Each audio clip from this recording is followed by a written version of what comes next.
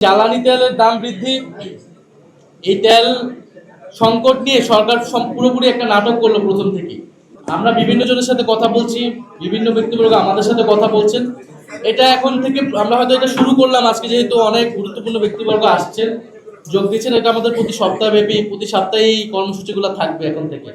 আমাদের বিভিন্ন এখন কথা চলমান আছে অনেকের সাথেই। আমরা চেষ্টা করছি, বিশেষত গণঅভ্যুত্থানের সময় যারা যুক্ত ছিলেন আমাদের সাথে, বিশেষত প্রাইভেট বিশ্ববিদ্যালয়ের শিক্ষার্থী, তাদেরও একটা অংশ আমাদের সাথে যুক্ত হবেন খুবই শীঘ্রই। আর যেটা বললেন জ্বালানি তেলের দাম বৃদ্ধি, এই তেল সংকট নিয়ে সরকার পুরোপুরি একটা নাটক করলো প্রথম থেকে।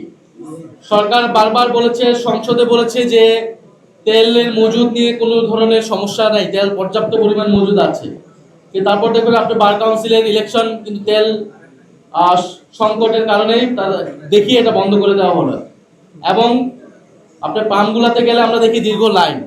ফলে একটা কৃত্রিম সংকট তৈরি করে, মানুষের একটা ভোগান্তি তৈরি করে, তারপরে দামটা বৃদ্ধি করা হলো। কারণ মানুষের কাছে এখন অপশন দুইটা, যে সে তেলের পাম্পে দাঁড়িয়ে থাকবে, লাইন ঘন্টার পর ঘন্টা, তেল পাবে না। এখন তার কাছে তেলের লাইনে দাঁড়ানোর থেকে দাম বেশি হলেও সে কিনতে আগ্রহী, এরকম একটা মনস্তত্ত্ব পরিবেশ তৈরি করে তারপরে দামটা আসলে বৃদ্ধি করা হলো। পুরাটাই পরিকল্পিতভাবে করা হয়েছে, সিন্ডিকেটরা এটা করেছে। এবং সরকারের প্রশ্রয়, সরকারের অংশগ্রহণ না থাকলে এটা আসলে সম্ভব হতো না। ফলে আমরা মনে করবো যে জনগণকে এই ভোগান্তি করার কোনো প্রয়োজন ছিল না। সরকারের ভিতরে স্বচ্ছতার অভাব ব্যাপকভাবে, কারণ এই সরকার আগের সরকারের মতোই আসলে বিভিন্ন ইস্যুতে রিয়েক্ট করছে, কথা বলছে, রাষ্ট্র পরিচালনা করছে। আমরা চেয়েছিলাম একটা অ্যাকাউন্টেবল গভর্নমেন্ট, আমাদের কাছে সেই ধরনের অ্যাকাউন্টেবিলিটি তারা নিশ্চিত করছে না।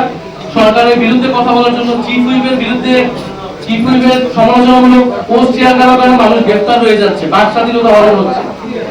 এবং আন্তর্জাতিক ক্ষেত্রেও সরকার এটা ডিল করতে পারে নাই ঠিক মতো। আপনি দেখবেন যে বিভিন্ন ইস্যুতে ইরানের যে শীর্ষ নেতা খামেনি, তিনি যেন মারা গেলেন, শাহাদাত বরণ করলেন, এবং বাংলাদেশ তো রাষ্ট্রদূত ইরানের, উনি কিন্তু সেদিন আক্ষেপ করে বলেছেন যে শুধু একটি দল, ওনার কাছে হয়তো একটু ভুল ইনফরমেশন ছিল, জাতীয় নাগরিক পার্টি এনসিপির পক্ষ থেকেও শোক বইয়ে স্বাক্ষর করা হয়েছিল, কিন্তু সরকারের পক্ষ থেকে কোনো ধরনের ওনাদের সাথে এঙ্গেজমেন্ট ছিল না, কোনো ধরনের শোক জানানো হয় না, এটি কিন্তু আক্ষেপ করেছেন ইরানের যে রাষ্ট্রদূত।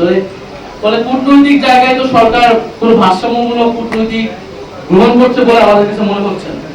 ফলে এইসব জায়গা সবকিছু কিন্তু আন্তর্জাতিক পরিস্থিতি, দেশের এই পরিস্থিতি সরকারকে ভুগতে হবে। দেশের অর্থনৈতিক পরিস্থিতি ক্রমান্বয়ে খারাপ হচ্ছে। সেই জায়গায় আমরা বলেছিলাম যে জাতীয় ঐক্যের জায়গাটা যাতে আমাদের অটুট থাকে, একটা রাজনৈতিক সমঝোতার মধ্য দিয়েই আমরা মনে করি যে এই সরকার কাজ করতে পারবে, সফল হবে। কিন্তু সমঝোতা সরকার নষ্ট করেছে প্রথম দিনই, যখন সে গণভোটকে অস্বীকার করে। ফলে গণভোটকে অস্বীকার করলে আমাদের পক্ষেও সুযোগ নেই সরকারের সাথে সহযোগিতামূলকভাবে কাজ করার।